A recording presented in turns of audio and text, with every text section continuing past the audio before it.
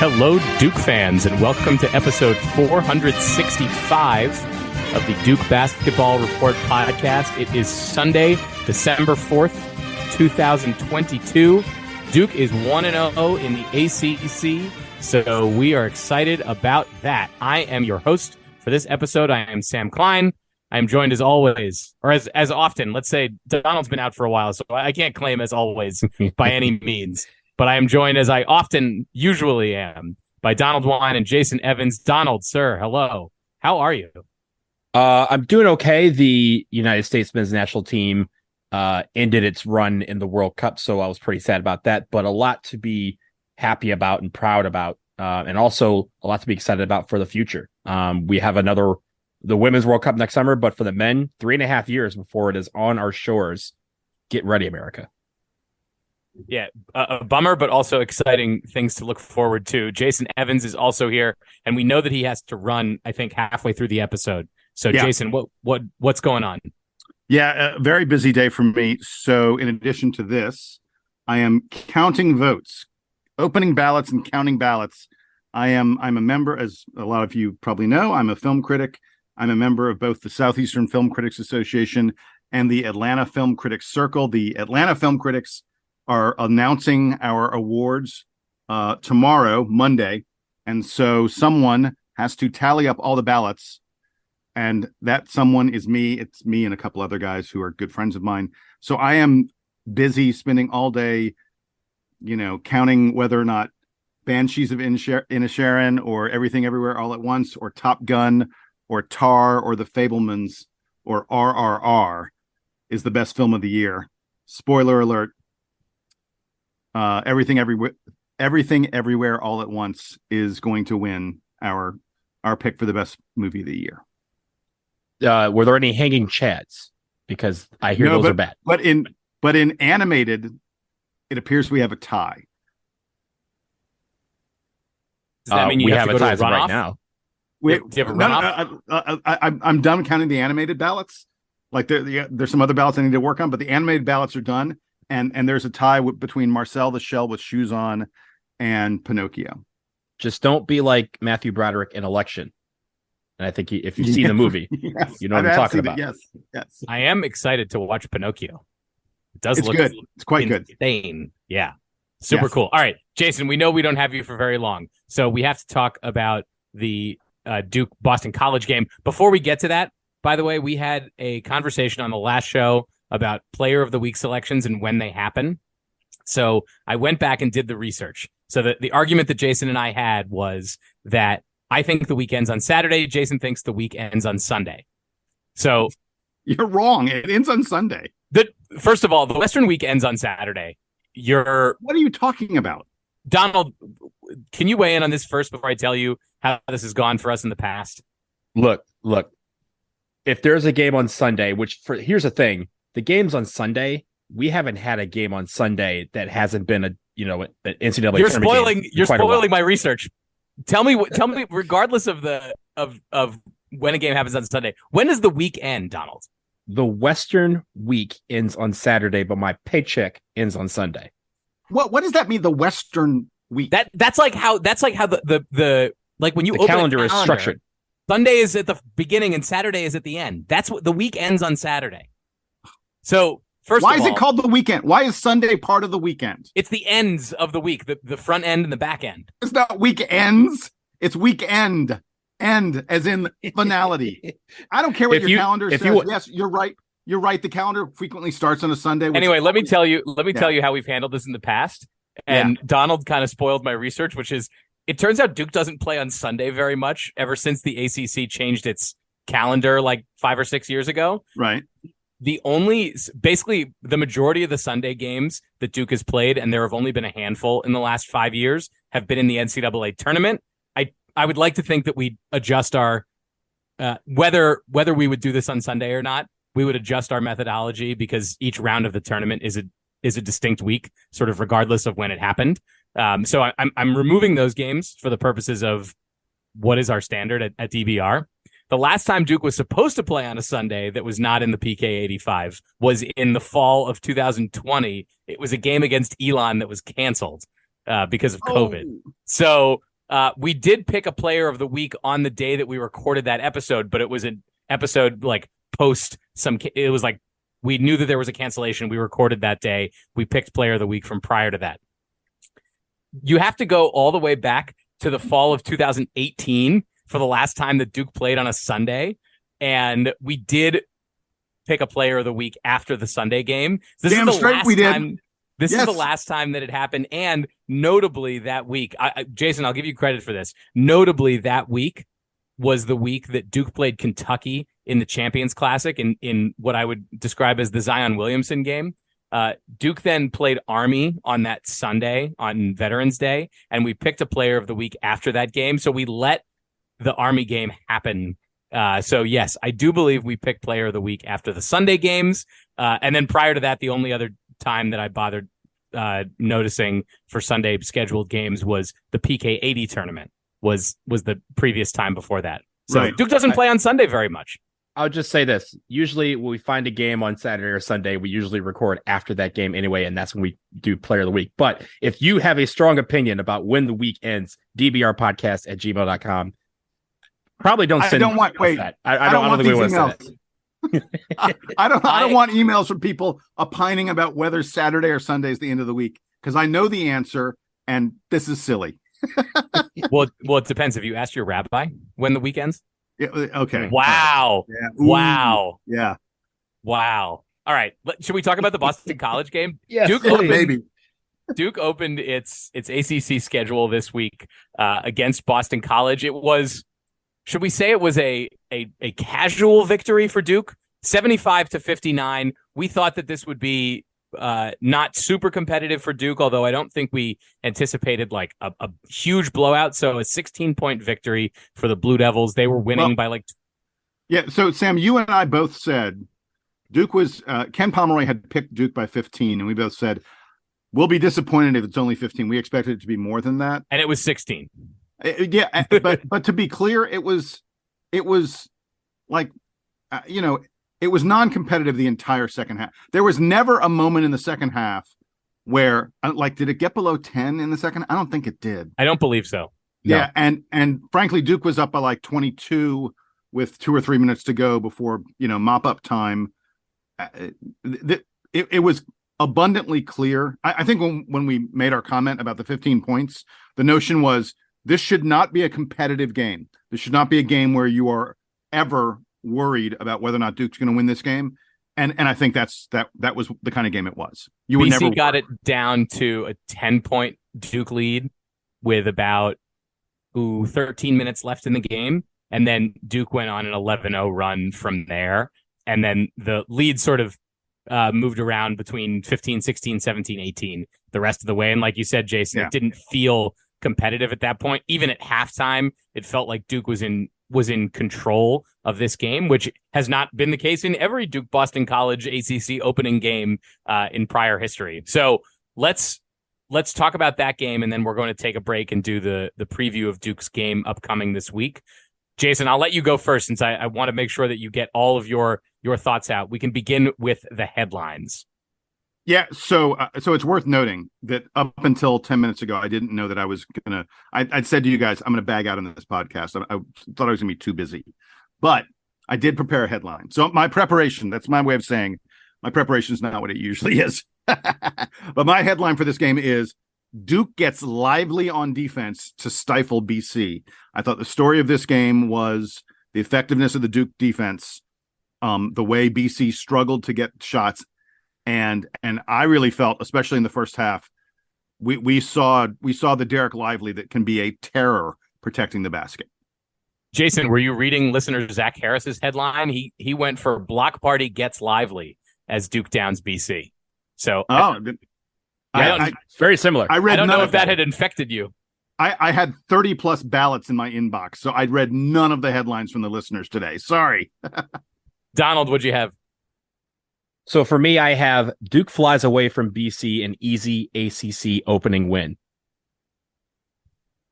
Yeah, I like that. I stuck with the bird theme. Duke protects its home roost against the Eagles. So that was great. Donald, did you have any other listener ones that you wanted to highlight?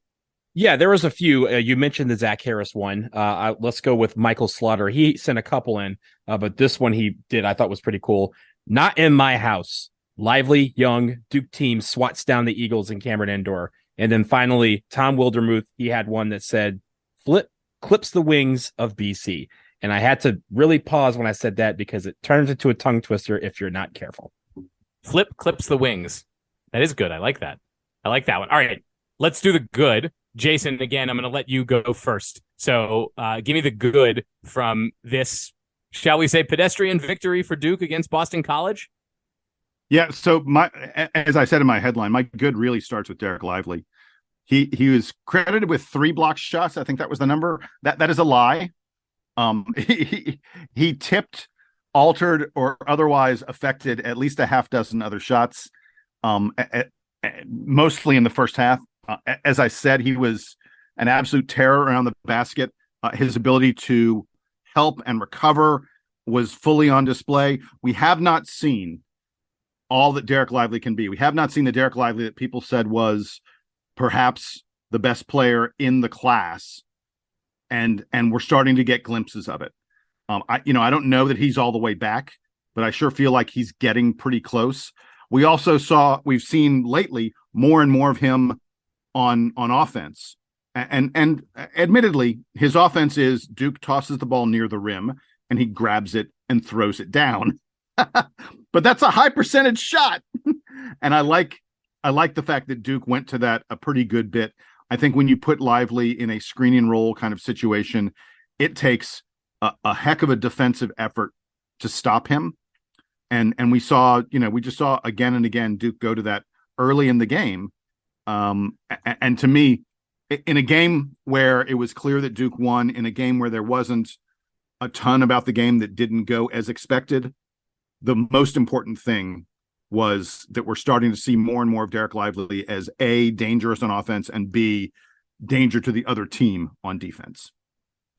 I liked the energy that he provided, right? Like, and that's what we were expecting from Dereck Lively, as he integrated into this team, is that the energy level is going to ratchet up both on offense and on defense, because around the rim, he's bouncing all over the place. And like you said, Jason, I think, I don't know how many shots they took. Let me see here. They took 55 shots. You said he altered, blocked, or had a piece of a half dozen of them. I think it was more like 52. Like, that's how it felt whenever he was on the court. It felt like he was getting his hand into the face of somebody to try and who was taking a shot. And I think that sort of energy is infectious because it helps feed our defense as well. Because I think, once again, our defense, I thought, was very, very good. And even if these guys, or if the opposing team gets past our perimeter defense, then their reward is to meet a Dereck Lively at the rim. And that's not a reward that I want if I have the honor of getting past the Duke defense. So that's where I think this team can feed off of each other, is even if some guys get beat, Dereck Lively is there to clean it up and at least get it where they affect the shots. And then the only thing I want to see him be able to do is put himself in a position where he can either block the shot or alter the shot, then get the rebound and go. There's a lot of times where you need to have a second guy kind of come in after him, sort of what we saw like we did, with Zion Williamson or other guys that we've seen in the past go out for shots. You needed somebody to come behind him for the rebound. If Dereck Lively sometimes can block those things kind of in the air to himself, or at least put it in a position where he can still get the rebound, he's going to go and he's going to get a lot of assists off of these things too. Yeah, he only had 2 rebounds in this game, and that's we've seen some of that. That Lively is a great shot blocker. He is not a great rebounder yet, and I agree with you, Donald. That's something that I'd love to see him work on and develop even more.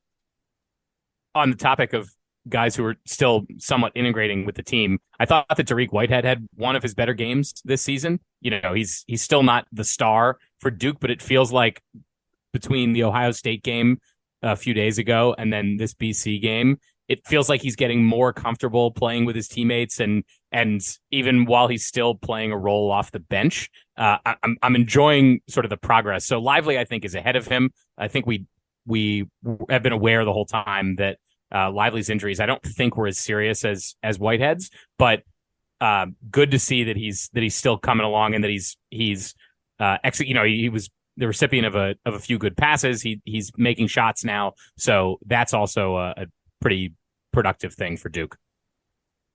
So really quick on Whitehead, in the postgame, John Shire mentioned that Dariq Whitehead has only had 3 full practices with the Duke team, just in terms of travel and game days. And these guys need time off to do this and that and the other. He's only had 3 practices with the team.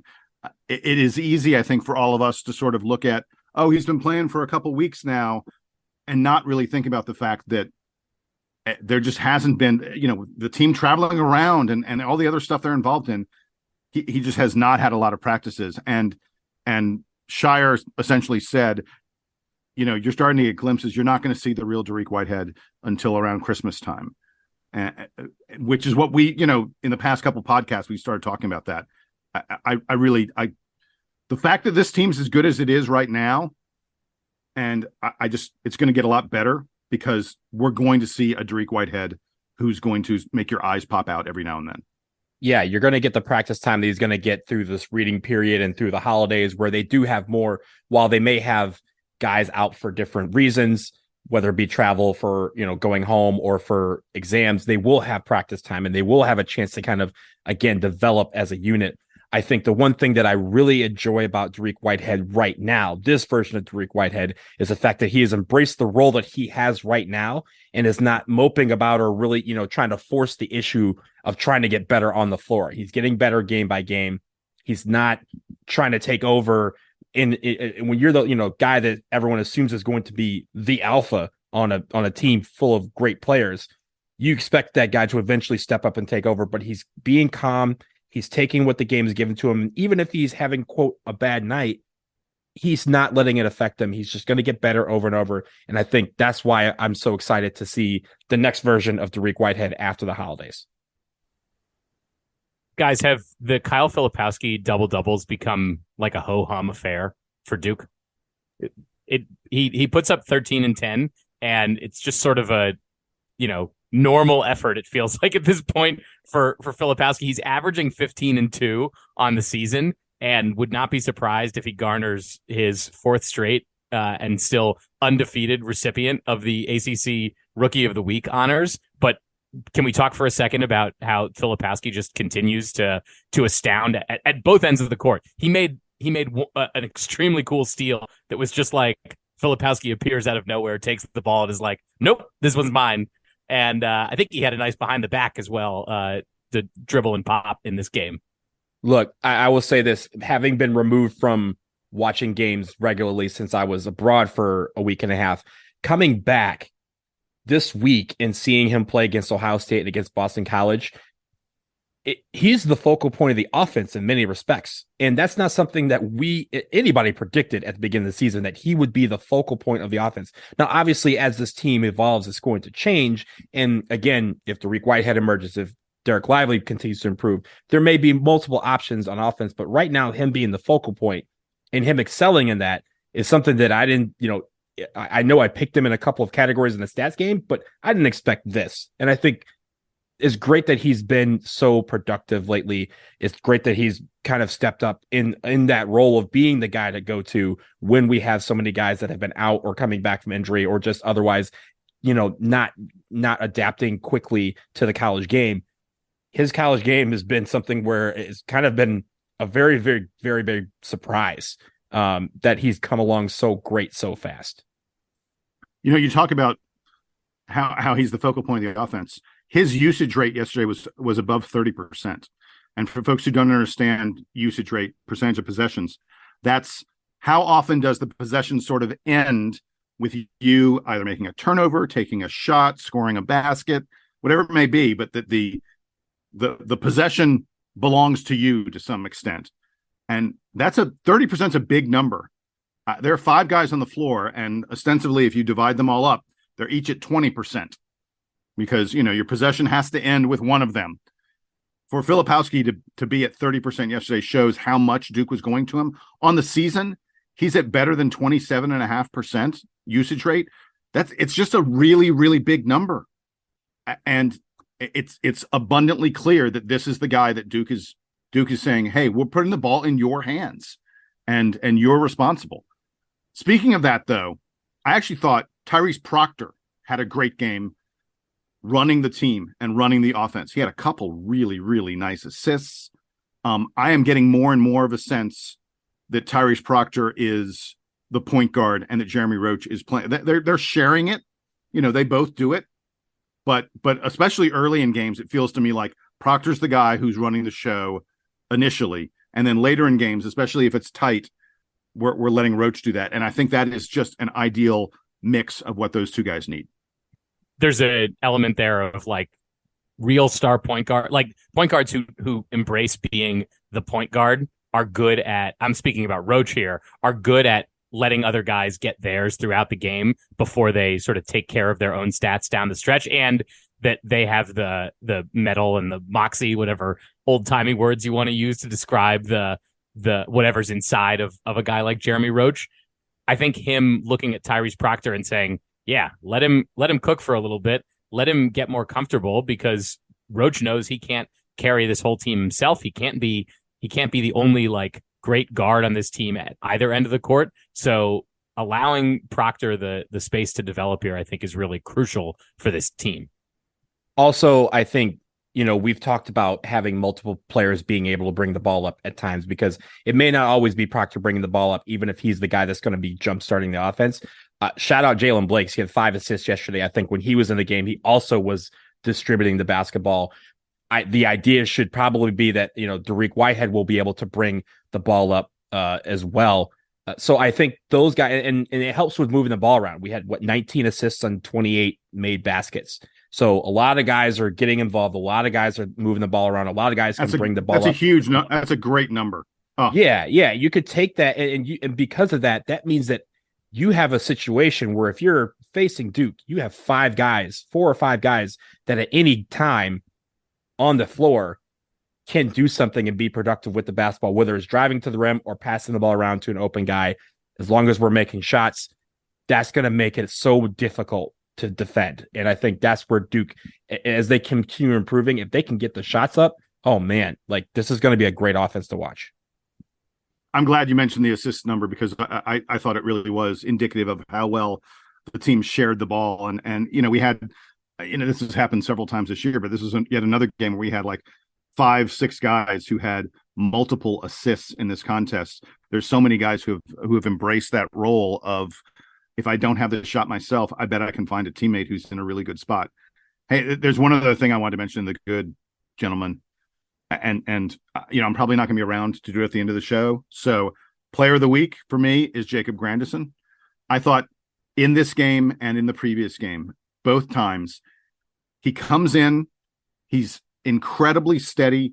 He hits important 3-pointers early in the contest when we need him to.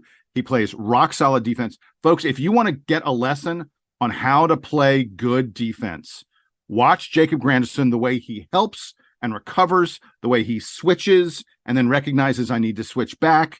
I mean, there were moments in this game, especially in the second half. We talked about it wasn't that much of a contest. It wasn't that exciting a game. I was just watching Jacob Grandison, and I was like, you can tell this guy's been in college for a long time and understands how the game is played. He makes everyone around him better. I love everything that he's bringing to the floor. His 3-point percentage is going up. He's hitting his threes. There's nothing not to like, to me, about the way Jacob Grandison is playing.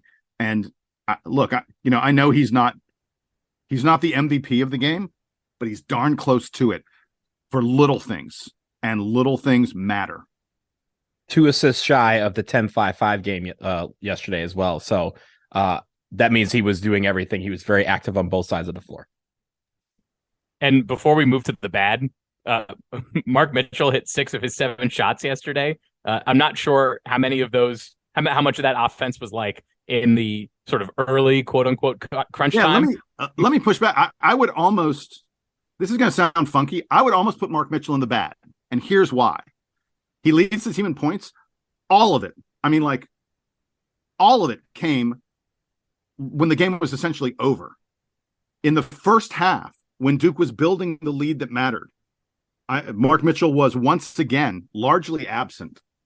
And I am telling you, when Whitehead is better, Mitchell is absolutely the guy. There's no question in my mind that Mark Mitchell is the guy who's going to move into a smaller role as we elevate Dariq Whitehead's role.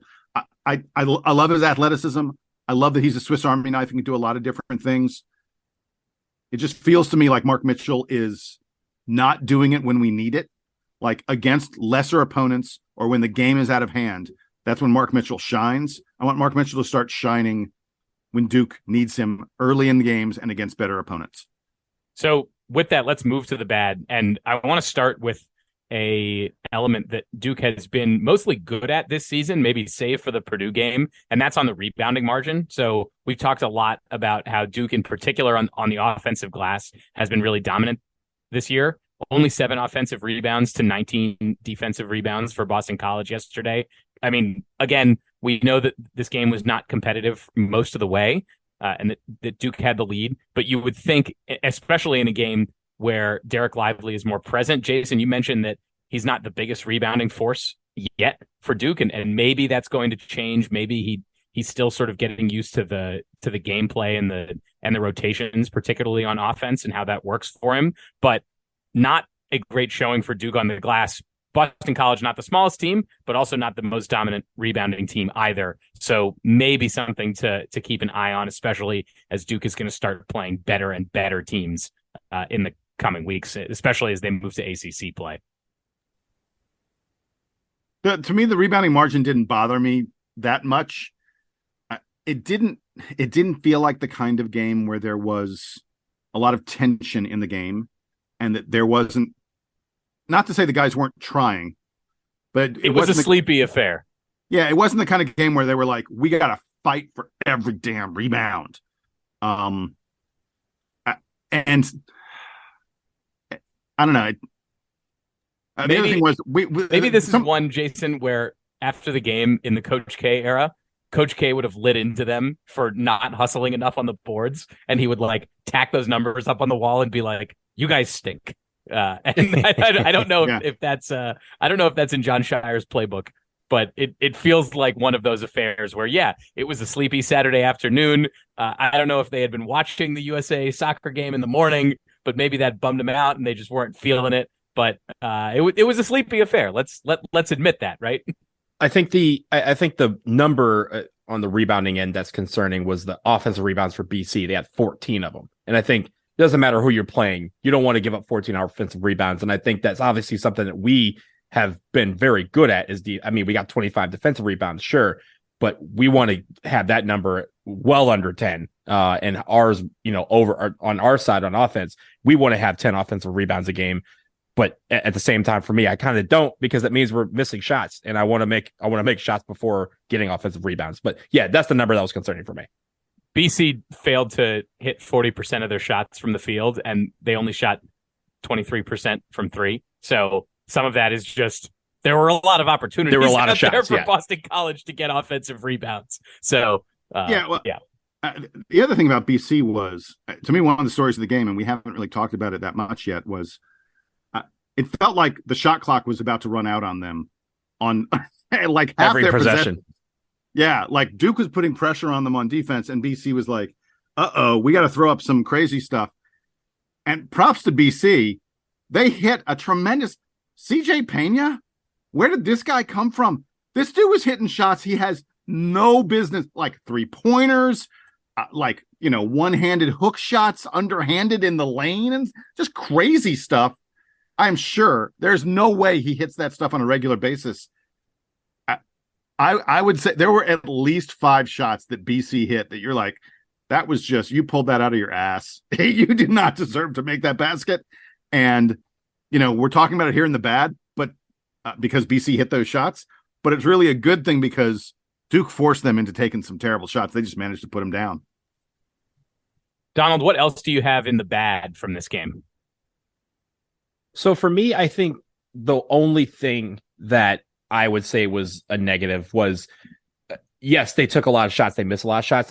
I feel like on defense, we're very good at stealing the ball and getting out in the break. And I think we did it at times, but we didn't really do too many. BC only had 9 turnovers, and that turnover margin, at least on the defensive side, has been much higher for teams so far this year. again, that could be just because, like you said, Jason, they were taking some wild shots and not really doing anything. But that's something that I think that they, that I would want to have up, especially for us. We only had 4 steals. We're usually we've been getting 7, 8, sometimes even 10 steals in a game. And I want to see that and that can be attributed again to the fact that it was more of a sleepy affair. There wasn't a lot of opportunities to just kind of go for broke in a sense and go for steals and stuff like that. But that's something that I think the energy level can always be high. And if it is high, that number is going to be much higher. There are 2 easy baskets that you can get in a basketball game. One is the quick putback rebound. You get an offensive rebound and you immediately put the ball back in the basket. The other is you get a steal, like you're talking about, Donald, and you race the other direction and you get an easy fast break. In this game, Duke had 4 points on second chance points. We had 4 points on fast breaks. Both of those numbers you would expect from a Duke team, from this Duke team especially, should have been way higher against a team like BC. Look, if you think about the fact that we got 7, they did have 14 points off of turnovers. So yes, even though they only caused 9 turnovers, right, they did score off of them. Right, but they only had 4 fast breaks. The fact that Duke scored 75 points, only getting 2 second chance baskets and only 2 fast break points, or 2 fast break buckets, 4 points, it's kind of amazing. It's sort of remarkable that Duke came close to 80, with numbers like that. So with that, we're going to wrap the BC game. We're also going to say goodbye to Jason. So Jason, if you have... Hey, dude, play the game. Play the game. Oh, we need to do the play of the game. Excuse me. I'm still getting used to our new flow here. So Jason, why don't you tell us your play of the game? So with about 4 minutes left in the first half, a BC player looked like he had an open lane to the basket, but Ryan Young stepped in, deflected the shot, grabbed the rebound as he was falling out of bounds, and threw it to Jalen Blakes. The ball never touches the ground. Jalen Blakes immediately fires it up the court to Tyrese Proctor, who made a really nifty layup. It was great defense to instant offense in the blink of an eye. I talked about Duke only had 4 fast break points. Those were 2 of them. Love it. Donald. So for me, it was, I believe, in the second half where Grandison had the ball. He did the backdoor pass to Mark Mitchell, and Mark Mitchell did the dunk, and some dude tried to jump with him. It wasn't quite a call the doctor, somebody needs to be operated on type of dunk, but the dude jumped with him, so I'm going to call it a facial. So yes, that dunk right there, that play, that whole play, I think it was number 1 or number 2 on the top plays that Duke likes to put out. So yeah, that was a great one. Yeah, there were a few good dunks yesterday. I liked Lively's throwing it down from behind. Yeah, the reverse one. Yeah. I believe that the Duke men's basketball Twitter referred to it as the Mason Plumlee play, because I think he had one of those against Carolina that was pretty notable. I liked Kyle Filipowski's steal. I already mentioned it. Just love him being aggressive on the defensive end and just having all the appropriate awareness to make plays like that. I can't believe none of us. We had several listeners, who wrote to us about this. I can't believe none of us mentioned the play where Jeremy Roach faked Langford, not Ashton Langford, the other Langford, totally destroyed the guy on a fake pass, and then Roach had a sidestep easy 3-pointer. He faked that. I did like that. That was nice. absurd. I thought one of you would pick that. That's why I picked something different. Well, you can't play game theory with the plays of the game. All right, that I think will do it for BC. Jason, give me one sort of parting statement. I think we used to do parting shots on this show. Give me a parting statement before you go. I got nothing for you, man. Hey, actually, you know what my parting shot is? Today, December 4th, is my wife's birthday. Hey, she is a wonderful, wonderful lady. So happy birthday, Kathy. Can I tell you another anniversary that's coming up? The Sure. first episode of this podcast debuted on December 6th, 2014. So I always remember it's always at the beginning of the season, but we're about to have our 8th anniversary on the day of the Iowa game. So happy birthday to Jason's wife, and happy birthday to this show. I love it. Okay, Jason, you're out. Donald and I are going to take a break. When we come back, Duke plays Iowa this week in Madison Square Garden under the lights. It's going to be awesome. We also have to talk about Duke's bowl game selection. Duke is playing, it appears, in the Military Bowl in Annapolis in December. So we got that to talk about. Stick around.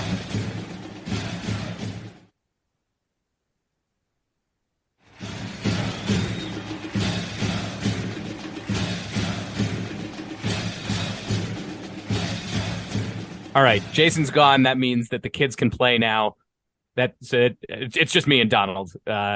This might go a lot faster than the first segment. We'll see. So Duke plays Iowa this week in basketball. It's Tuesday night at Madison Square Garden. It's Duke's last non-conference neutral site opponent of the year, and it should be a good one. Duke has had some pretty fun neutral site games this fall. Iowa features a few guys who are particularly interesting. But Donald, let's start this discussion about the Iowa Hawkeyes with a review of where they have been so far this season.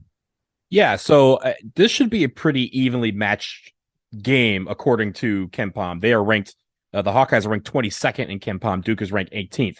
They are 6-1 on the season. They have beat Bethune-Cookman, NC-A&T, Seton Hall, Nebraska, Omaha, Clemson, and they just recently beat Georgia Tech in the ACC Big Ten Challenge. Their only loss is the best team they faced so far, and that was to TCU last week. So the thing about Iowa is that they move the ball around quite a bit, and they try to prevent their opponents from doing the same.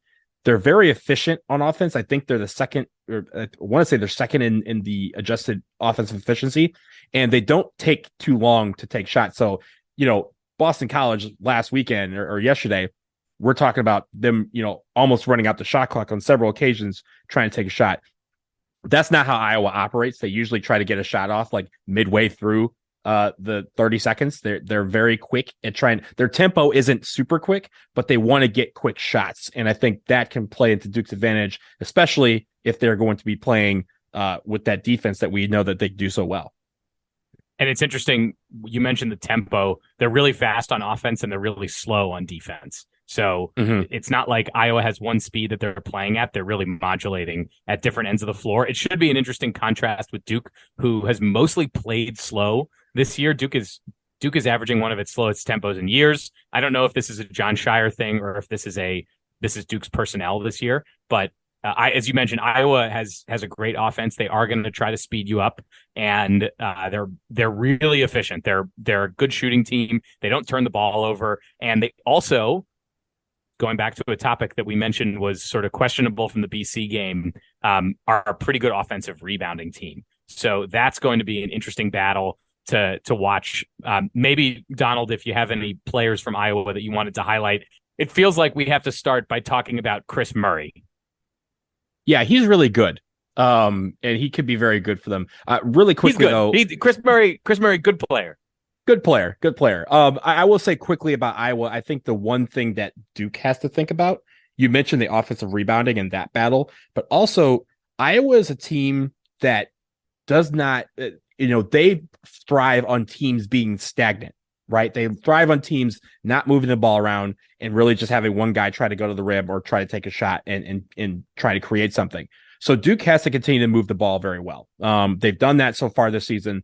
Keep the Iowa defense on their heels because honestly, Iowa, their defense doesn't rotate as much. I think that's how really TCU got them, is that they move the ball around quite well and they're able to get open looks, whether they be inside or outside. So when Duke is on offense, go for the pass, the extra pass into the best shot in every possession. And then again, that rebounding, getting rebounds and getting them and limiting them to one possession is going to be an absolute key here. But I know you want to talk about Murray. I'm going to get back to you on Murray.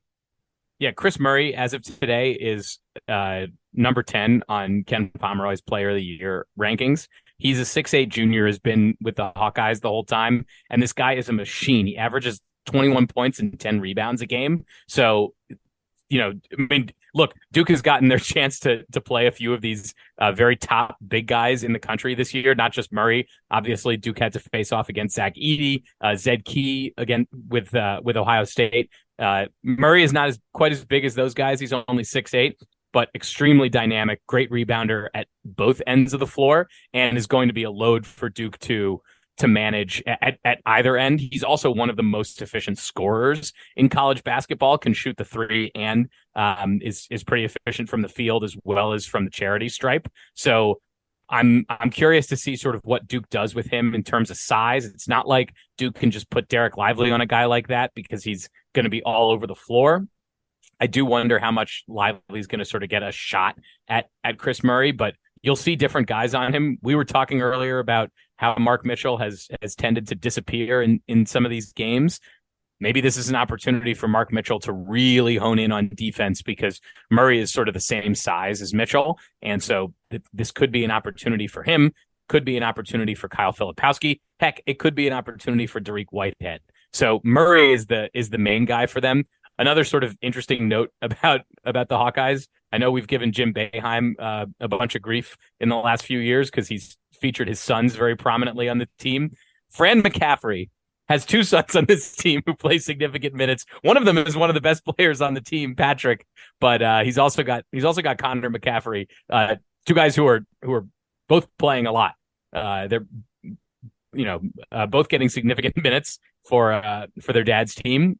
Major contributors, especially Patrick, and the other sort of main guy for Iowa here is their point guard, Tony Perkins, who's a junior. You'll notice when you're watching this game, I think we'll say this about a lot of teams this year, but they're older than Duke. Most of their players, most of their key players, juniors, sophomores, one senior that plays a lot of minutes, Philip Rebraca for Iowa, where Duke is obviously playing a lot of freshmen. And a lot of these guys have also been at Iowa playing for Fran McCaffery for a while. So a lot of cohesiveness on this team. And, as you mentioned, Donald, KenPom says this is close to a coin flip. I think Duke's favored by like 2 or 3 points. 1 point.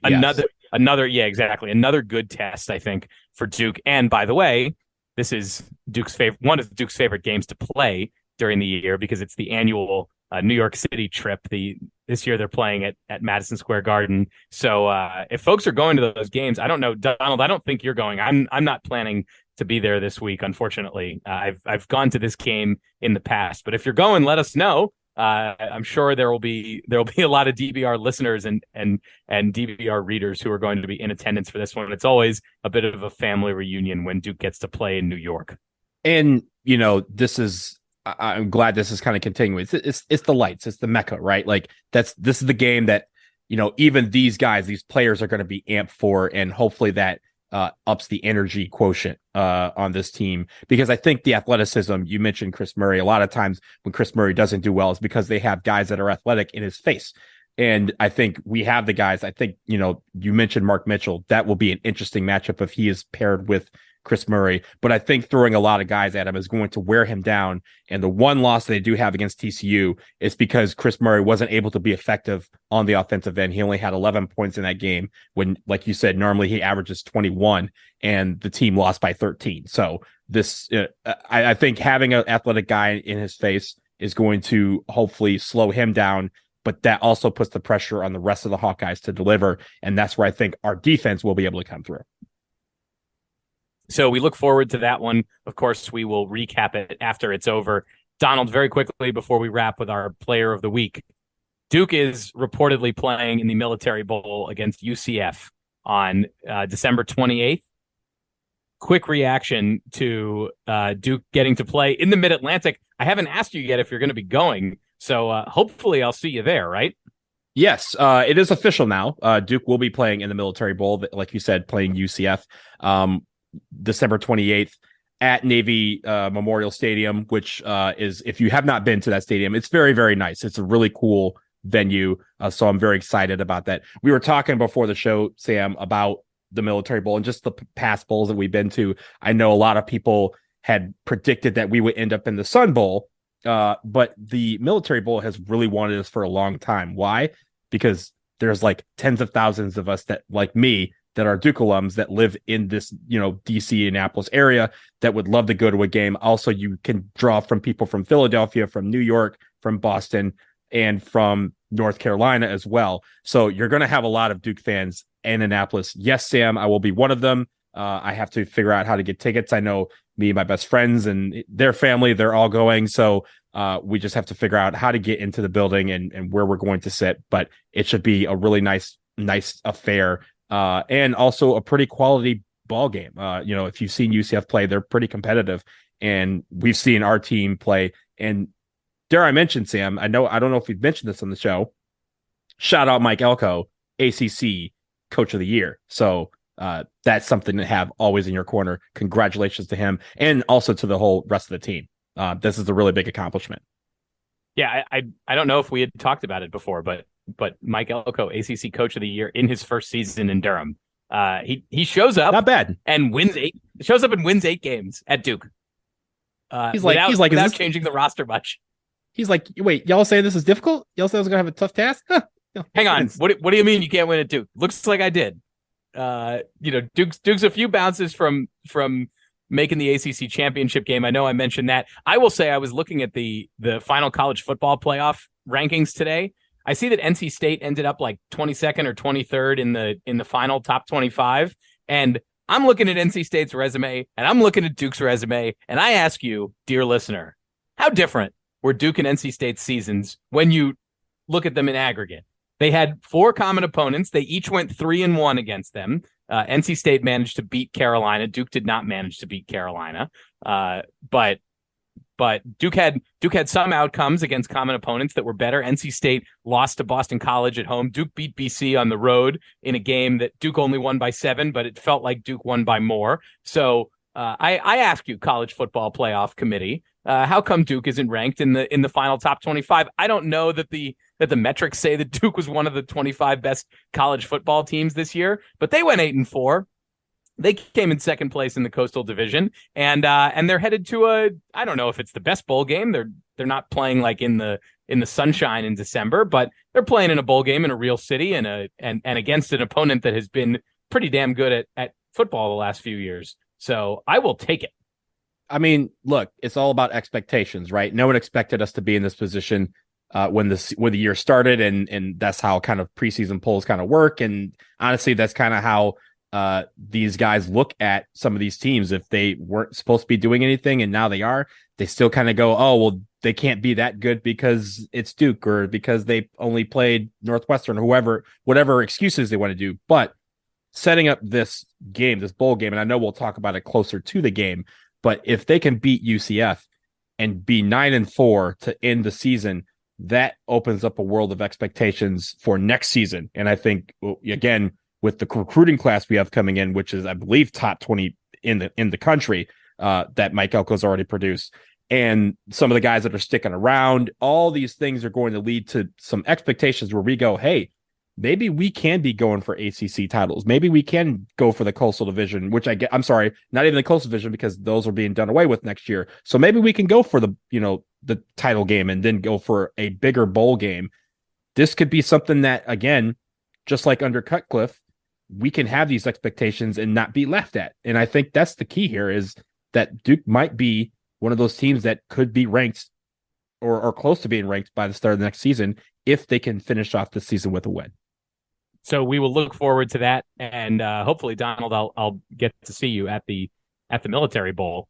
Let's finish up today with our Player of the Week selections. Now, I guess that it's Sunday and the week is over. Donald, we already heard from Jason. He's picking Jacob Grandison. Who do you have for this week? Duke went 2-0, so that's pretty good. Both games at home. Who do you have for Player of the Week?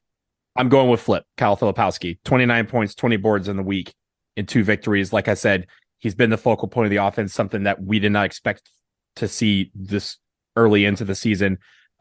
All the talk about him being not as great on defense or not as great on offense or not as mature in other facets of the game have gone out the window. He's been our strongest player so far this year.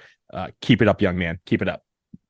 I had all the same commentary about Filipowski. Can't believe how much we were down on him early in the season. It's going to be hilarious when we look back at that interview we did with him earlier this year, or maybe it was end of last year, about a year ago, when he had committed to Duke. And he said, yeah, I'm really looking forward to coming to Duke, sticking around multiple years. Sir, no way you're going to be staying at Duke for more than a year if you keep this kind of play up. He's playing well against good teams. He makes baskets just like easily. it feels like things have already slowed down for him, which is incredible for a guy of his size and his youth. So, I'm also taking Filipowski, looking forward to the ACC giving him 4 for 4 on ACC Rookie of the Week selections tomorrow, because those awards typically get announced on Mondays. With that, for Donald Wine, for Jason Evans, who hung up on us a few minutes ago, but is still with us here in spirit, don't forget to write to us, dbrpodcast@gmail.com. We love the headlines. We love all the commentary.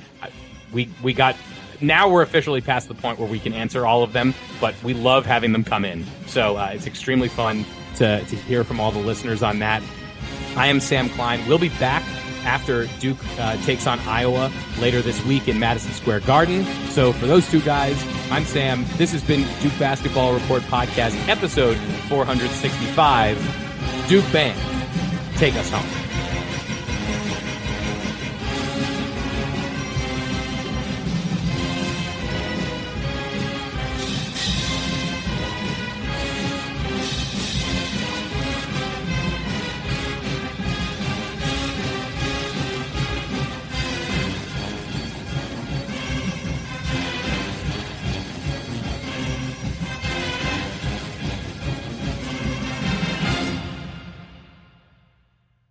Can you dig it? With a Bobcat compact excavator, you can. Up to $6,000 in rebates on select models and 0% financing for 36 months. Check us out at Bobcat of Charleston in North Charleston.